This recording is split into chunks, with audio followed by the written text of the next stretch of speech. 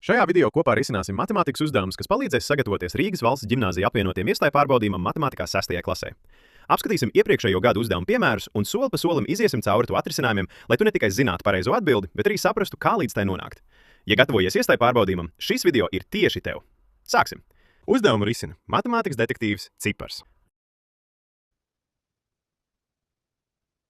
Darbībās ar pozitīviem, negatīviem skaitļiem, īpaši, ja mums ir saskaitīšana, un ja nevienmēr iznāk pareiza atbilde, tad es iesaku pārrakstīt visu kā summu.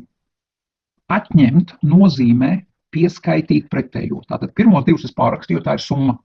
Un šeit tātad man ir atņemšana. Ja es atņemu, tad es pieskaitīšu šim skaitlim pretējo. Tas būs plus, un mīnus 4,8 pretējais ir 4,8. Šeit es atņemu, tātad pieskaitīšu šim skaitlim pretējo mīnus 7,2. Un, lai izpildītu tālāk, man ir tikai saskaitīšanas darbība. Es rīkošos šādi. Es saskaitīšu visus negatīvos skaitļus, tātad mīnus 5,8, mīnus 6,2 un mīnus 7,2. Summa būs negatīvs. Tātad mīnus 5,8 plus 6,2 plus 7,2. 12 viens prātā.